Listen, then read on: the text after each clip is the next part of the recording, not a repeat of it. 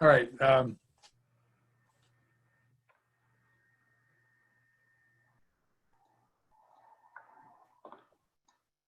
Is Mel's audio? Welcome everybody to today's meeting. This meeting is recorded. Hey Mel, your audio's a little, your connection's a little unstable. No, maybe you want to disable the video.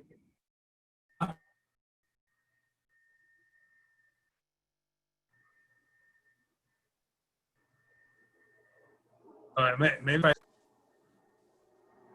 Are you hearing me at all? Yep. I can hear you. Yep, that's better. Okay, is it better? I think so. All right, okay, so I'll just go on without my lovely face in front of everybody. So this is a public meeting and it's being recorded and will be placed on the Commission's host website at the Carsey School. We have some agreements, and let's go through the agreements real quickly. One, listen first, be open-minded. It's okay to disagree, but don't personalize it. Accept that working through conflict to its resolution is a catalyst for learning. It's okay to put issues like race on class on the table and be purposeful in our points. And take risk, be raggedy, make mistakes, and then let it go. And we all share the responsibility of the group's productivity. Is that all clear? I mean, could you hear me okay? Yep. All right, so before we get started today, one of the concerns I'd like to raise, and that is obviously the last 5 days, we have seen across this country demonstrations are dealing with the Black Lives Matters. And I don't know about you, but it does have an impact, I think, on the work we do here. Because we're trying to deal with school funding. And obviously one of the issues of school funding deals with the disparity of equal access to equal educational opportunities. And it would seem to me that some of the issues that are before us across the country deal with the issue of minority opinions, minority viewpoints, making sure that all viewpoints have a sense of, we deal with them with a sense of respect of that diversity. And what I'm seeing across the country is very disturbing to me because it does represent, I think, something that this country has always been for, and that is to recognize the value of minority opinion and the disparities that we have in this country, and to be able to treat each other with respect regardless of how we feel. And so that is in my mind, that's on my mind this morning. I'm not sure whether it's on your minds, but if you'd want to share any feelings you might have around that at this point in time, it would be appropriate to do so right now. So the floor is open.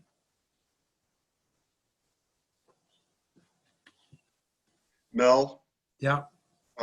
So thanks for leading off with that, because it's certainly something that, I mean, I was glued to it all last night. I just couldn't believe what I was watching, and I was watching as it was, you know, developing in Boston, you know, which is a town I think we're all really familiar with and have spent a lot of time in. And I certainly have a lot of friends and relatives that are still in the area. And it was from a personal standpoint, I didn't really like my personal reaction to it, because my personal reaction was, I'm really glad my two kids aren't in Boston right now. And that's not the right reaction. Or I suppose it's an appropriate reaction, but I think, you know, the other ones are that, wow, we just haven't moved forward as a country. And we're not, as a country, you know, showing, I think, as you said it really well, Mel, the respect for minority voice and how to address people's disparities and provide that equitable access to to not just education, but so many other things that that we take for granted. So anyway, those are just some my thoughts, and I think you're right. I think we're part of hopefully a move in the right direction on this.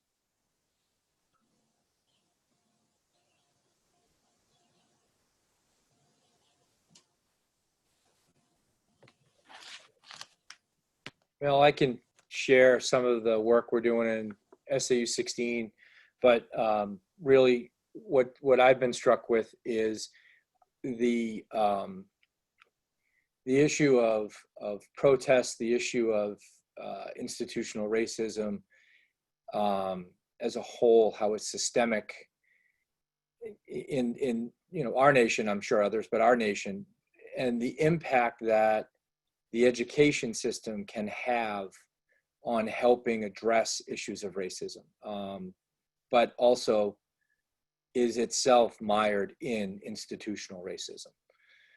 It's a system that's been set up as it exists today to really honor those with privilege and separate those with privilege from those without. And when I say privilege, I mean white from black or brown. And my work over the last year and a half with the racial unity team here in Exeter, as well as the development of our anti-discrimination task force, which is in response to the revised anti-discrimination bill that came out of the New Hampshire Senate last fall, has really opened my eyes up to more about needing to educate people that talking about race, as uncomfortable as it is for white people to do it, has to happen in the framework that think of how uncomfortable it is to be black in America today. And the two have absolutely, they're not even close to being on the same level of feeling uncomfortable. I'm still haunted by the story of the gentleman bird watching in Central Park. Yeah. And the fear of a black man or a black woman walking out into public today that they wake up with every single day. I was schooled 5 years ago in a course, one of the courses in my doctoral work, where we had to talk about how we were perceiving ourselves. And I perceived myself as a male, a dad, a student, a learner, and a colleague of mine who's black turned to me and said, "Man, you don't get it. You're white. That's part of who you are. I'm black. I have to wake up every day. I'm black. I have to deal with it and worry about my black daughters every day." That's what we have to get past, and that's what we have to be able to talk more about. So as a school system, I think we have it's ethically and morally imperative that we educate the conversation to have people unpack and recognize the bias that we have inherent in who we are, so that we can work past it. Now, the binary conversation still exists. You're either a racist or you're an anti-racist, but it doesn't have to be that way. And I think just working through that and talking more and having people in privilege being able to do the work that's necessary to help us overcome it is imperative. And I think our work, Mel, as you pointed out, you're spot on. And this is certainly a part of that. So I just wanted to share that because that's what I've been wrestling with.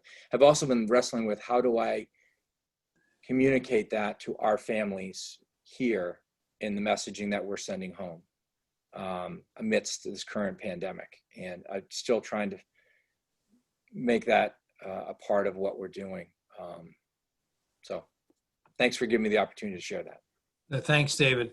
We've been joined by John and Rick, and just for you, I started the meeting off just with some reflections about what's been happening the last 5 days across our country. And I've invited members of the work group to, if they have any individual reflections on that, feel free to comment on that.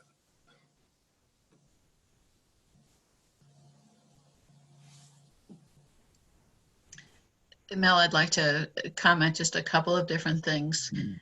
Our recent events seem to be changing the conversation in a helpful way. I was listening to some commentary today that from some African-American folks who were saying, I don't want to hear anymore that people are colorblind, that they don't see color. This person's comment was, we want you to see color. We believe that some parts of us are all the same, but there are some differences. And rather than not seeing those differences, we want people to see those differences. So reflecting on that in my work in Manchester, I want us as a committee to find ways to have people speak what it is they want to say to us. I always worry about the silence from the various communities that we're in contact with. Thank you, Susan.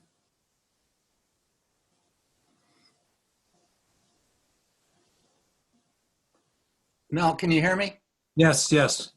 Good morning, all.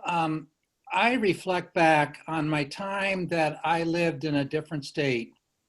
I lived in Alaska, not in the highway system. I lived in Bush, Alaska. That's off the highway system.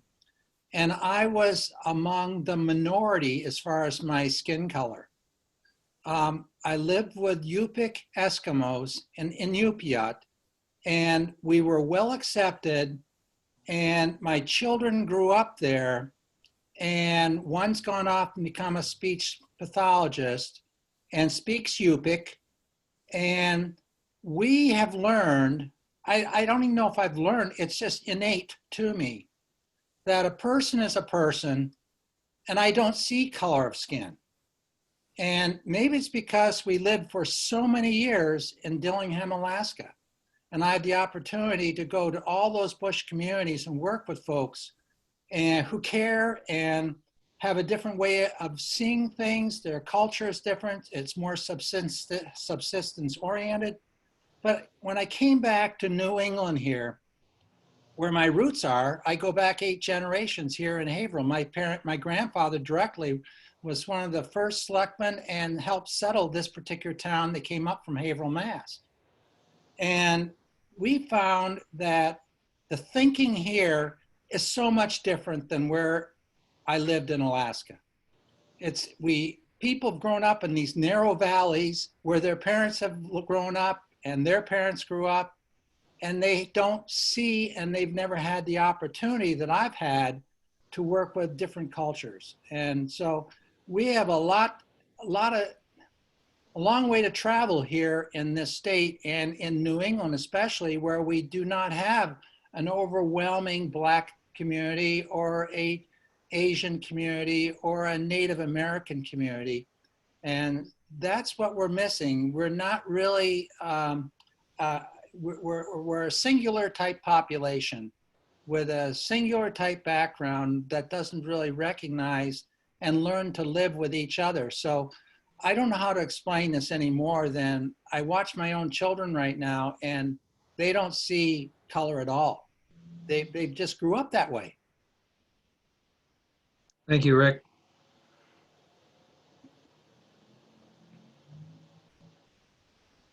And one of the things I was reflecting on, I grew up in the suburbs of LA, and I can vividly remember my mother and I don't know how old I was, but there was a store called White Front. Interesting name, but it was a White Front, and it was a discount store. It was one of the original discount stores in the LA area. And I remember during the Christmas period, my mother and I went into White Front in Watts, which is a suburb of LA, now called South LA. And I can vividly remember that she and I were the only, it appeared to me to be the only white folks in that store at the time, and it was very crowded. And I remember looking around at all of the African Americans that were there. And as I reflected back on that experience, on how uncomfortable I felt, that being Black in this country, being being a person of color, not just Black, that in a white-dominated culture, how difficult that must be. And notwithstanding, Rick, with what you're saying about your experience, but that was my experience, and I have carried that with me throughout my life as how difficult it must be for folks of color to try to exist in a white society. And I think that's what's really being played out on the streets now. I really don't concur with the violence that's there, but I think that those that are dealing with the violence part of this protest is taking something away from the voices that don't want to do that. So I think the violence, the Antifa side of things has taken a lot away from where we need to go in terms of a country living cooperatively together and recognizing each other for what they are as an individual. And when we have Antifa coming in, and when you have in these communities, over 50% of the people there in these rioting situations don't even live there. So there's something else going on in our country here. And we have two issues, and I don't think we need to conflict the issue of disparity and race and all that with the terrorist type oriented perspective that some are taking advantage of the other to get to their end. And I think there's two ends we want to get to. We want to get to the end of living together and as one society, respectful of each other for what each individual is, and not that of a society that's trying to break down government and rule of law. That's my fear. That. And I think David Ryan, your comments about, and I've always felt this too, that public education is the one place where we all come together. As a result of that experience in public education, you have to deal with the disparities and the differences and that we bring to that community and learn to deal with each other. And that's one of the powers of public education, of having to deal with the various faces that kids bring and have to deal with each other. And I think that's a primary, I believe that's the primary source of building a society through that kind of experience. Corinne, you want to say something? Okay, all right. Well, I don't dare say too much. I have some sorring going on. So yeah, I'll wait so I don't get disrupted. Okay, thanks, Corinne. Mel, I was just going to add to your point that it's about each student's narrative, regardless of what that narrative is, that we have to teach everyone to embrace and understand and acknowledge and respect, whether that is a person's skin color, their cultural heritage, their chosen gender identification, their sexuality, whatever that narrative is something that we as an institution need to teach people to understand, respect, and value. And I don't think we do. I think the constructs of public education don't, I'm going to use the word permit, but I hate to use that word, but don't permit us to do it. And there are leaders in area districts, even in our state, who don't believe it's the place for it. I being obviously of the camp that believes that, one, it's a requirement that we do that, and two, don't tell me I can't. And so we continue to battle and help students really accept and understand. I think if you go into any school, you're going to find a higher level of tolerance for difference than you will with the adults. The students are going to be able to have that higher level. Having worked at Central High School in Manchester, and seeing that diversity in all shapes and sizes every day. And when I use the word diversity, I don't mean color, I mean diverse, living diverse narratives. Where my own children attend at Central presently, and to value and celebrate all the uniqueness of what people bring. One of those is color. And we have that within our ability to shift that thinking. And thankfully, working with legislators like yourself and others on the screen and in the state, we can use that to make a difference. So I wanted to make sure I added that point, that we're talking about narrative. We're talking not just about cultural competency, but moving people along that spectrum toward this understanding that we all desire the same thing, even though we bring a different narrative to that conversation. Thank you, David. Other comments? Michelle, you've been dealing with this in your New Hampshire listens. Do you have any reflections on this? I do, although I didn't want to take up too much space since I'm staffing. But I will just say that one of my favorite videos is it's the problem isn't that you see the color. The problem is what we do when we see color, and that we've been taught things that aren't true about whole groups of people. I was taught to be colorblind, and unfortunately, it also made me silent about the racism that I saw. So I've had to do a lot of work to be someone who can see the racism and respond from there. So I think in our schools, I'm with David. I think we see some amazing things in leadership with youth, but that we have to tell the story. There was a great show on NHPR on the Exchange this morning, and Sudi Lett actually, one of the things that he talked about was we need to tell us the bigger story. We cover slavery or the Holocaust or some of these huge issues in such a light way often.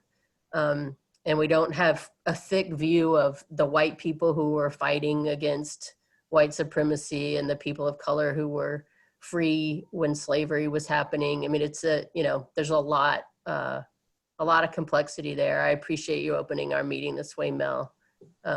We've got a long way to go to address the impact of the construct of race in our country. Thank you.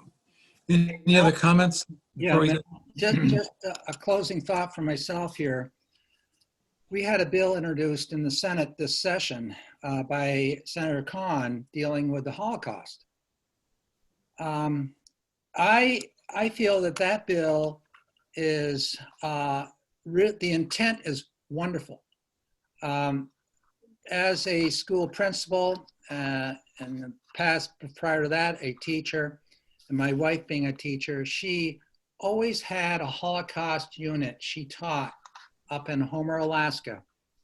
And this unit was thematic based, and it was well researched, and it was meaningful, and it taught youngsters that there's certain aspects of society all over this world that have torn apart and gone after specific groups, and in this case, the Jewish population back in World War II. And not just the Jews, but all those that had differences in Poland and Germany, etc. I feel that the way that bill that Jay Kahn had was attacked by some, that it wasn't either broad enough in scope, or we shouldn't be teaching this subject, or shouldn't be having it as a component of our mandated curriculum. I think that showed me that there are those that see see something such as a Holocaust, or if you take a trip to Washington, D.C. or New York and see all the, in D.C. in the Holocaust Museum, it's just a reminder of our past, and we learn from our past. And we have to reflect on that and go forward and not make those same mistakes. And the way I saw Jay's bill attacked by some that were coming from different disparity positions, we have to learn to work together and not be siloed into these specific little groups. And so I don't know, I saw in just this session here, a lack of tolerance and understanding. And well, if you don't include my group, then the whole thing's not good. We got to be more accepting as a society. Thank you, Rick. Any other comments before you go forward? Thank you for those reflections.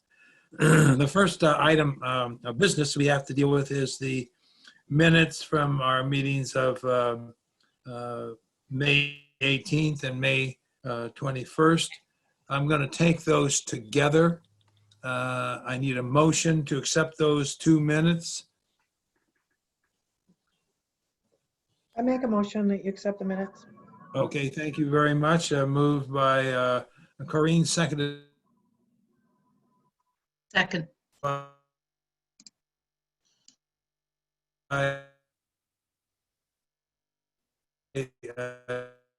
David Ryan.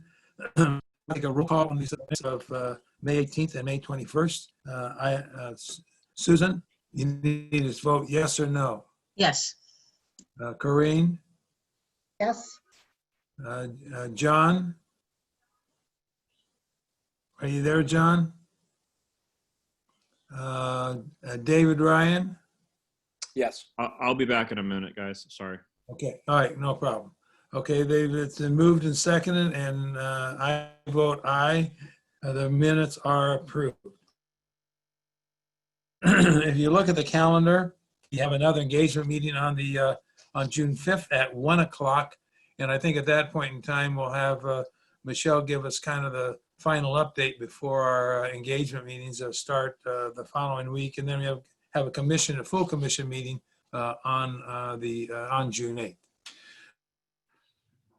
I think the next item is I've already done.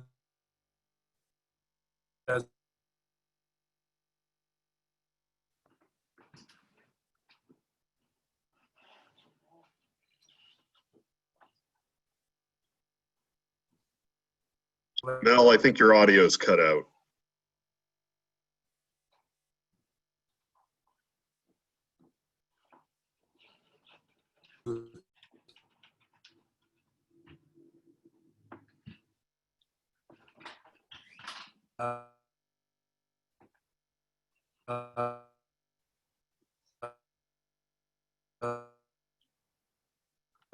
The crisis that's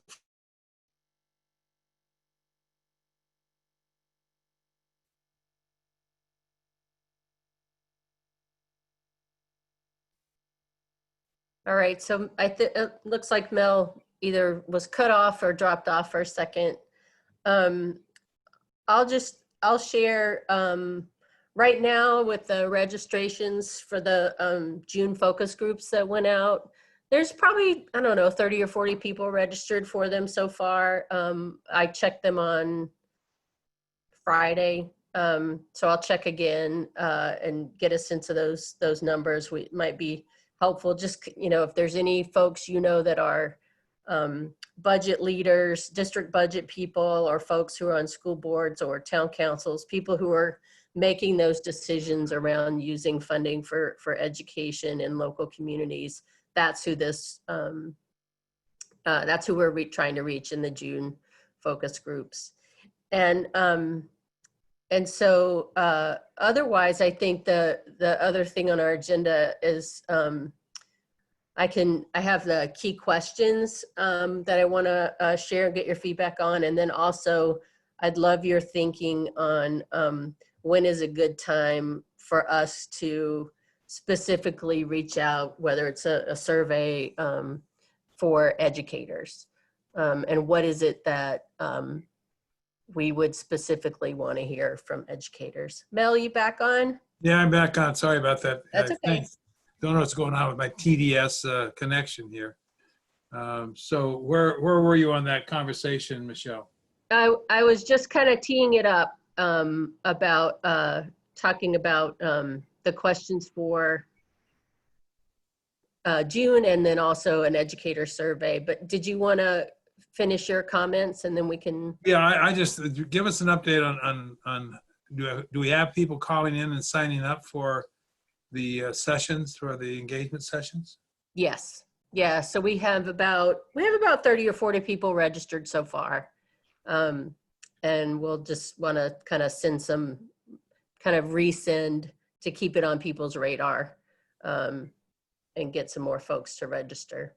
And again, these sessions are primarily for those individuals who expend and collect revenue, those who had experience in that. So these conversations and the questions that we need to review should focus on those experienced folks handling both the expenses and identifying and collecting the revenue.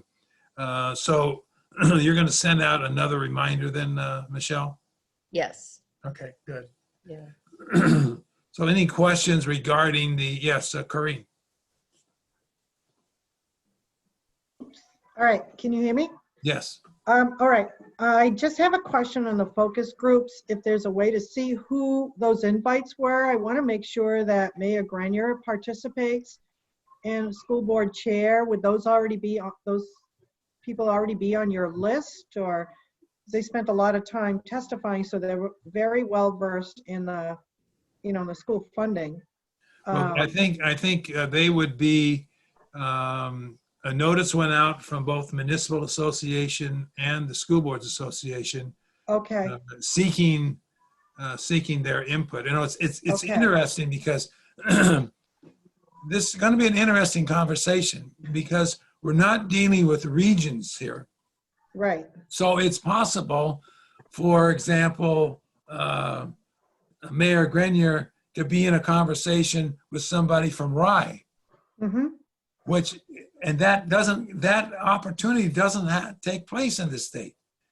And so to me, that's the exciting thing about this Right. engagement thing, is about who's going to populate those various time slots, because they're not based upon region, they're based upon their availability and their interest. And so I think the mix of those people it's going to be very challenging, I think, for the facilitators to process the input from those individuals. Mm-hmm. So that's a long answer to your question, Corinne. Yes. Yeah, that's all right. So will we be able to get that list? And did you want us to target certain people if they're not on the list to participate, or? Michelle, I refer that to you, that question. Yeah. Two things. In terms of the list has been cascaded out from some of these key organizations. So I don't have one list to share, although we're hoping there's overlap and it will hit people a couple of ways. I do actually, it occurs to me, if you don't have the invitation, we should make sure you have it so that you can forward it to people that you know and encourage them to be a part of it. Is anyone who's on the engagement, is anyone here today, doesn't have that invitation? I can make sure that you have that. I could get that into your inbox.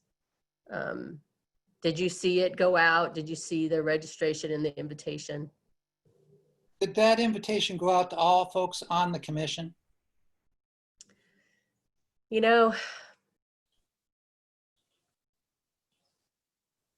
because we weren't targeting them to participate, I don't know that it did, but Bruce is nodding that it did. No, I'm agreeing with you that we decided, I mean, this is an oversight, it should have been copied, at least to the commission members. But we have made that decision not to invite commission members into the focus groups, so they maintain their listening stance rather than input stance at this point. So good point. But we'll get that to everyone who's on here. I'll make sure that comes to you today so that you can forward it and share it. Great, thank Karina, you. I think, had a good point that without our seeing the names that are participating, or at least wanting to participate, then there's no way I can determine whether there's somebody coming from, let's say, the Littleton, Haverhill area, the North Country, which there are folks, when we had some of the gatherings earlier last year through Mr. Tobin and others, we had a huge population come out. So I don't want to miss that population now. And just to be clear, this is there are other, opportunities coming forward for educators, for families, for students. This is particular to school board, town council, budget, people who were working the budget. So if you can think of anyone, it will be hard for me on the front end to give you a list of everyone who's already registered. But if there's people that you want to make sure get the invitation that are those budget people, I'll send the invitation. Feel free to forward it because it helps for people to get it a couple of different times. Yeah, and remember that this is going to experienced people to provide input to the commission based upon their experience in dealing with generating revenue and also expensing. And so it's a fairly, I wouldn't say it's a narrow group, but it's a special group because there'll be, as Michelle says, there'll be opportunities in the fall to really expand the number of people to become then engaged in a greater input based upon some of the work that the commission will have done by that time. So we'll get that out. Michelle will get that out to everyone. Hey, Rick. Yeah. Rick, are you also suggesting though that maybe, because everybody's email boxes are getting jammed with stuff that sometimes somebody might have missed something and they might want to, if you didn't see their name on a list, you might give them a nudge? Yes, that's what it'd be great for example, like Karina, where she is up to Berlin, and where I am over here in Haverhill, Littleton. I know my school board chair is very interested in this, along with Lori Melanson, who is our superintendent at SAU 23. However, they are jammed right now. It's graduation time, and we just had a huge graduation last night that went on for 3.5 hours with St. J Academy, which receives all the tuition students from Bath and Monroe and Piermont, and it was wonderful. But the superintendent's probably been very overwhelmed with that right now. Mm-hmm. So they're probably not seeing some of this and recognizing the importance of it. Yeah, so I think that there's there's 2 weeks spaced a week apart, so that we might get a wave of people who are kind of can see it, and then folks like who just had a really busy time, they might register, for the last week. But again, I encourage you to, the people if you can forward the invitation to them, that will only help it kind of continue to stay on their radar. Okay, great. So let's now look to see what some of the key questions are that we might want to engage these focus groups on. We had generated, those of us on the work group had generated a series of questions that were there. And then the New Hampshire Listens went through and kind of consolidated some of those questions into like 6 or 7 key questions rather than the total list that we had. So let's look at those. Thank you for putting those up on the screen. And why don't we just kind of peruse through those? Yeah, so for folks listening in, let me read these. So there are lots of different questions to ask, but for this group, who we assume are a pretty experienced group, I mean, the overarching question is, what are the most important factors to consider to reduce disparities across and within school districts resulting from variations in revenue from property taxes. So it's a very specific question tied to the charge of the commission. We'll start off with the June focus groups with you know, some general questions, and we'll ask if people have any questions themselves about public school funding. But then from there we have these as sort of to lead us in most, you know, listening to these folks who've had this experience. So how does the current distribution system for public education work for you, for your community? What are the most important components of an adequate education that should be considered as part of the base formula for calculating the cost of adequacy? What are the most important outcome variables to measure in order to understand the student experience and to compare student experience across and within districts? In your opinion, what is working and what are the basic flaws in the way we raise funds for public schools in New Hampshire? And in what's working and what are the basic flaws in the way we distribute funding to school systems in New Hampshire? So these are, I'll let you kind of look at this a little bit and would love your thoughts. If you feel like, is there anything missing? Is there anything you would change the wording of? These conversations will last up to 90 minutes. We'll prompt with questions. We'll be taking a lot of notes, and mostly we'll be listening. And hopefully, with the mix that Mel mentioned across the state, people will get to hear each other talk about their experiences. So, Michelle? Yep. One of the things that we've had a little bit of discussion on with Jay and with Mel and with Bruce, and I think a little bit with Jesse Levin, is the definition of terms. Yeah. And you know, and I don't mean to get too wonky on this, but what is the difference between like the cost of adequacy and the cost of an opportunity for an adequate education? Or is there a difference? Or can you use those two things interchangeably? I would, so by the end of this week, well, by the 9th, when we have the first one, if there are any definitions that have been solidified by the adequacy group that we can use, or if there's wording that is recommended, we'll make sure we integrate that into how we ask the question. So I kind of put that back to you, but we can adapt if anything that happens between now and the 9th, we can adapt questions to make sure we're, you know, trying to stay as clear as possible, but also using the terms in the way that you know is going to be useful going forward. Right. Okay. Dave, that's a real important question you just raised. You know, what is the difference between adequacy and the opportunity for an adequate education? You go back to 2008 when the last commission met on this, that was a huge issue. The opportunity for an adequate education is just providing that, all those programs and instruction, and it's in place. It does not necessarily guarantee that every child's going to receive what we measure according to our standards, whatever that might be, an achievement test or whatever.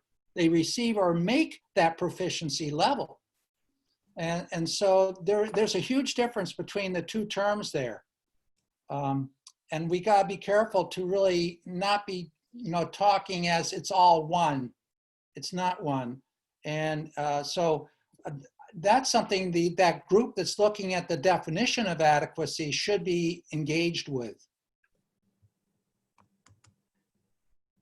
Yeah, thanks for clarifying that Rick, because and I'm not, I don't know which, I think the terms are different, or those phrases mean different things.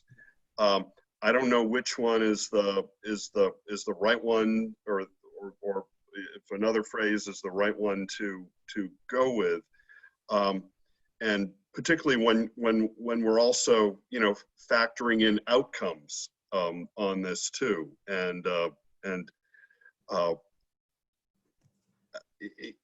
you know, and I think, I mean, I don't know. I mean, this is going to be what the adequacy work group works on. I mean, if it, you know, is outcomes, is that a component of adequacy? Is that a separate component? I'm just putting some of the questions in chat. I can also share again if needed, but I know we sent that out to you all.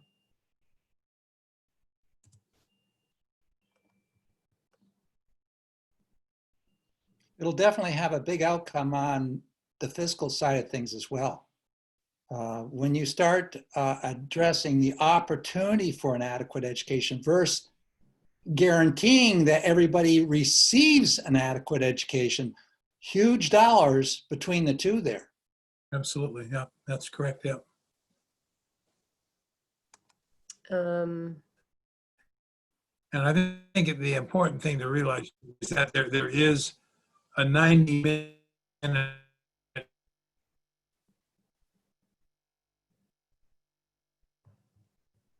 Mel, I think we lost you again. while we're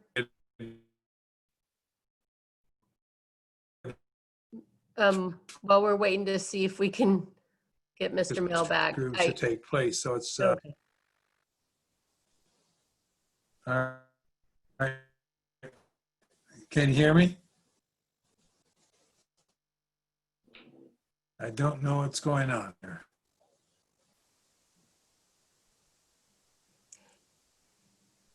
Mel, I think just occasionally there's pretty big gaps in our being able to hear you. All right. But you're back now, so. Must be the airwaves or something. I have no idea. So we've seen those questions. Michelle, put those back up on the screen again.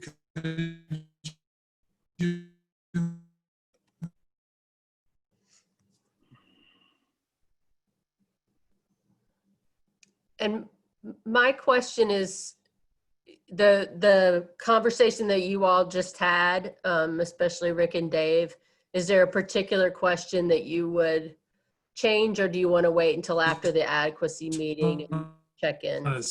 Well, I think it relates to the third bullet, and then you've got another bullet the fourth bullet, which talks about outcomes. And you know, I think Rick's given some good insight in terms of you know, the effects of parsing this, and also, you know, there may be things in the cost of adequacy that are not part of the cost of an opportunity for an adequate education, such as addressing disparities. So I mean, I don't, you know, again, I don't know. This is a subject of the adequacy work group. Yeah, no, it's critical. I hear what you're saying. So the word opportunity, you know, sort of cuts both ways. It doesn't necessarily guarantee outcomes, but it guarantees equitable access. Would that be right, Rick, in terms of your? Yeah, I'm looking right now at an RSA. It's 193E:2-C, and talks about resource elements under adequacy. And one of the sentences says the general court is committed to addressing the varying educational challenges that exist among the schools of the state. They're talking about these varying resources. They're talking about dollars and programs. And back when this was written in 2008, there was definitely a recognition that resource elements are needed at different levels between certain districts. And I'd like to find out, are we meeting that challenge? Are you as a district receiving the resources necessary to meet the varying elements in your district? So here's what, Mel, are you on right now? Is Mel back with us? No, he's not on. He's not on at all. Apparently. Okay. He must have lost his Okay, connection. right, all right, now, yeah. And I, So I guess Bruce and Michelle, and I guess Mel's coming back on, but is this something that we want to make a priority with the adequacy work group? Well, it is, and Jay's not on right now, so I'll speak since I'm the staff person for the adequacy work group, and just we're trying to put precisely this conversation in context, as Rick and others I think know. Today we'll have at least those attorneys representing the plaintiffs in the current Conval litigation that in fact are getting at the heart of this question of opportunity. The word opportunity is the word that shows up in the Constitution, an opportunity for an adequate education. And I'll say, as I'm saying this, I appreciate the comments that we're receiving right now through the Q&A function here on the screen. These are helpful and will be preserved by the commission. So there's the opportunity for an adequate education and equity related to opportunities to receive that kind of education. On the outcome side, I think that's new territory. And the adequacy work group is going to be grappling with what it means to provide an adequate education that mitigates the disparities associated with local property wealth, community wealth, and that mitigates disparities associated with student differences in terms of things like family income, native language spoken, other community characteristics, school size, density of community population. Those are kind of input variables that affect students' educational experience. So we're in the early stages of baking this cake, and right now we're just trying to be sure that we've got the right ingredients that go into formulating the cost of an adequate education. So the last thing I'll say is that, right now in the sort of data collection phase and definitional phase of the commission's work, we're building the groundwork then to test some possibilities and some assumptions that would then have effects on the future definition of an adequate education and therefore what the costs are of providing that adequate education. I hope that's helpful, but I just want to say that this is a topic absolutely that the adequacy work group is grappling with now. so, and I've put them in the chat too, the questions, just so you see those. But so if there's any, again, we should check in after you've had your next meetings or two and just see if anything has, if you've found language that is working for you, that means we should change these questions. So we'll stand ready to do that. I guess my last question for the work group is, does the overall question work for you? We'll keep going back to that because it's sort of parsed out, I think, in a way that hopefully is helpful. And then the other question being, based on the questions there, and let me know if you want me to share them again, is there anything missing? We felt like of all the questions that were brainstormed, we tried to pull and pull together, especially for this group, kind of what made sense. But if anything stands out as missing that you would ask this group, we'd also want to know that.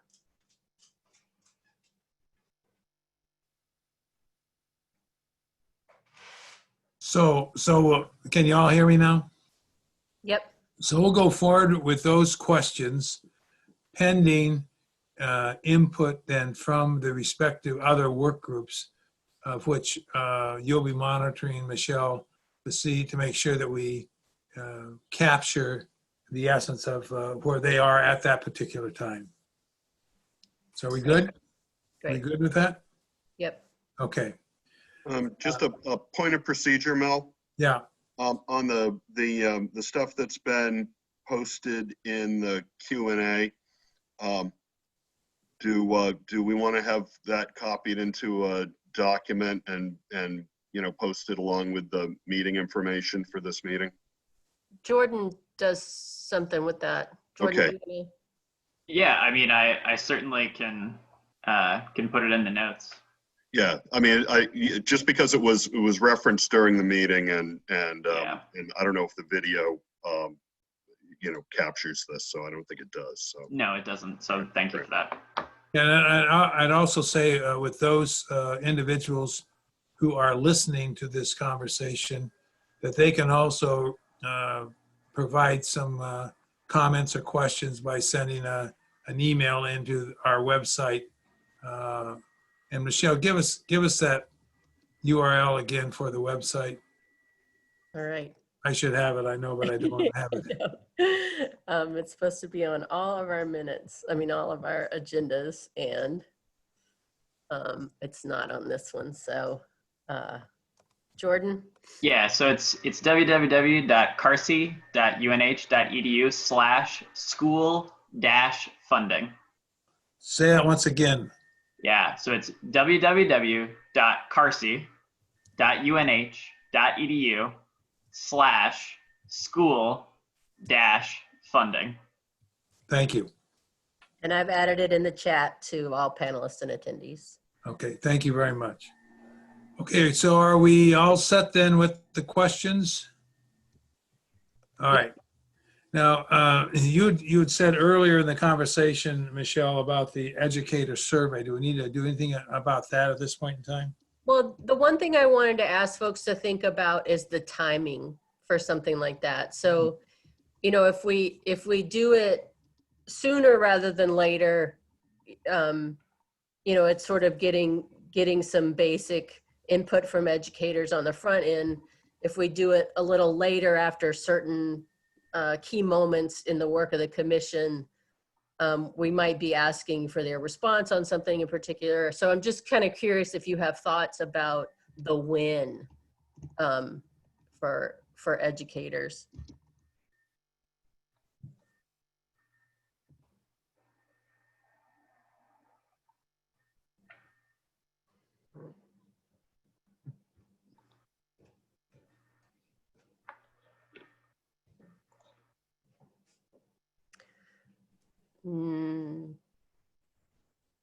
How about just when we might hear back from more educators, given the epic year that they've had? Yeah, I was going to say, Yeah.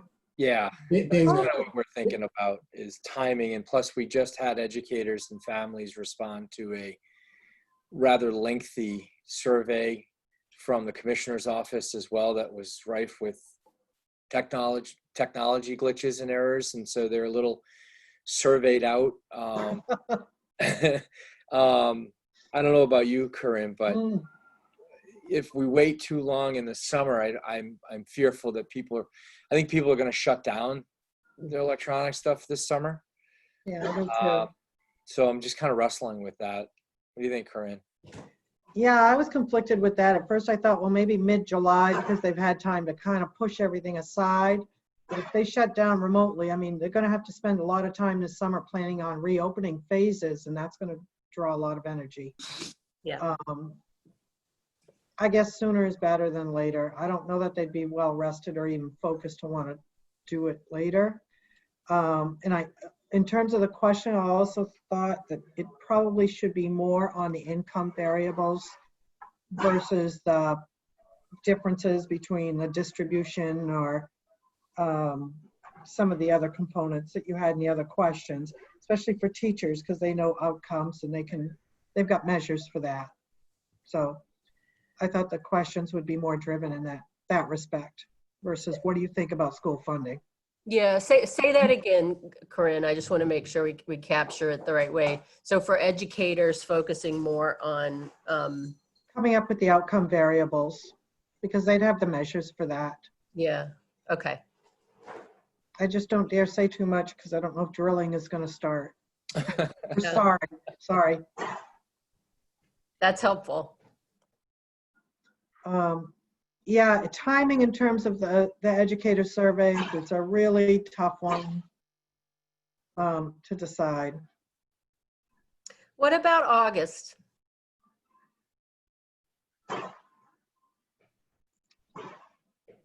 You know, I think it's going to be a crapshoot. I mean, if you want to try it mid-August or end of August, then go for it. This most recent survey did really, to say it mildly, burnt people out. Yeah. Okay. In August will be a lot of work on teachers' behalf to prepare to open school. Yeah. And most districts, we don't even know what that looks like just yet. Right. So I'm worried some of it gets lost in August, but at some point it has to happen. And so we've just got to find that window of opportunity when I'm thinking sooner rather than later, rather than waiting till August, because Okay. people will have put this all in the back of their mind to get ready to open. So when we say sooner rather than later, are we talking about early July, late June? What's your thought? I think late June, the latest. Okay. I would agree. All right. Okay. We'll get something drafted for you to look at when we meet. That's specifically for us surveying educators, and get back to you on that. And right now, we'll just mark in my mind end of June. Give it some space from the other one, and get it in there before July. Okay. All right. I as a past school principal and with my daughters, which are also in schools right now, one up in this neck of the woods, they are just flat exhausted from the IEP meetings, but they've been doing through Zooming and trying to keep all kids on board and trying to ensure there's some accountability in what they're doing. There's not going to be any good time, but I can tell you from past experience that you better hit them up right now. You're not going to get them during the summertime. And in August, they're not thinking any kind of a survey at all. They're just starting to think, what about all those complexities I'm going to meet in school this year and preparing for that? So even waiting till the end of June, you may be, pushing it out. I'd get it out as soon as you can. And hopefully try to make some contacts with people, key people in districts saying, you will be receiving a survey. Please, pay attention to it. It will impact you in future months here. Okay. So let's review that at our Friday meeting. All right. See what we can do between now and Friday to get that focused. All right. Are there any other items that we need to consider before we close this work group meeting? Susan, you were trying to get in there. I was, Michelle, thank you. If you find that you want to hear from the higher ed community, August actually would be a great time for them because they're gone now and they're doing whatever work it is they do during the summer, and say the second week of August is when they really have fully turned their attention to being back at their respective colleges and so on. So thank you. Okay. Thank you. Very good. Okay. Any other comments for the good of the order? Appearing to have none, then we will conclude this meeting, and we look forward to seeing everybody Friday afternoon. Thank you for being here. Be well, stay safe. Thanks so much. Bye-bye. Thanks, Take care. everyone.